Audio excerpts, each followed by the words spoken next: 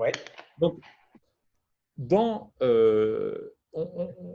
on a coécrit 3 recettes sur comment faire un compte-rendu de fin de mission militaire, comment je débriefe l'équipe et je récupère les informations, comment je fais mon analyse et ma rédaction, et ensuite comment je diffuse le compte-rendu de fin de mission militaire. Et, et donc, tout ça, il y a un gros process là-dessus.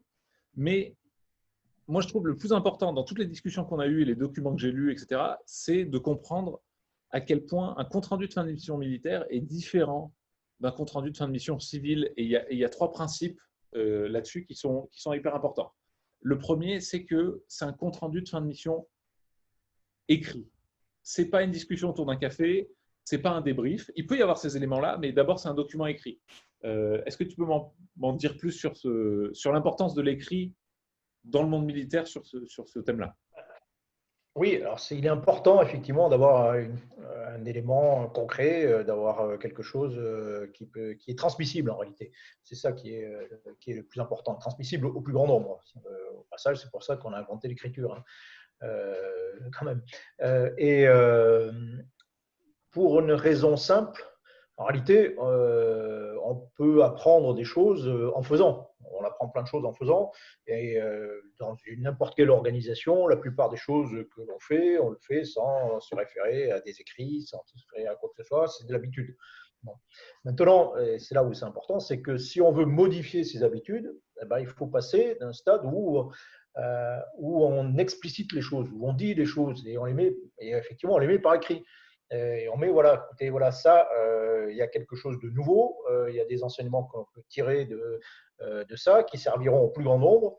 Et si on veut que ce soit vraiment utile, que ce soit diffusable, eh ben, il faut en passer par de l'écrit, quoi, par un document, papier, électronique. Alors ça peut être un enregistrement éventuellement vidéo, mais enfin, voilà, il faut qu'il y ait quelque chose qui puisse être transmis au plus grand nombre facilement et sur lequel et qui reste, sur lequel on peut s'appuyer ensuite, sur lequel on peut revenir, etc.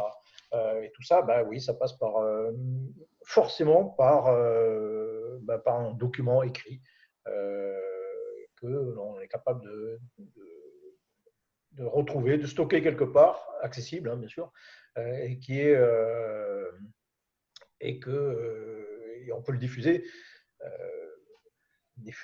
au plus grand nombre. Quand je faisais des retours d'expérience, les comptes rendus et de fin de mission militaire de l'armée de terre, ils servaient à une organisation de plus de 100 000, quoi. Donc ça pourrait être diffusé 100 000 individus, quoi. Donc c'est par 36 solutions. Hein. Celui qui a fini la mission, il ne va pas faire tout le tour des régiments de France pour expliquer ce qu'il a fait, quoi.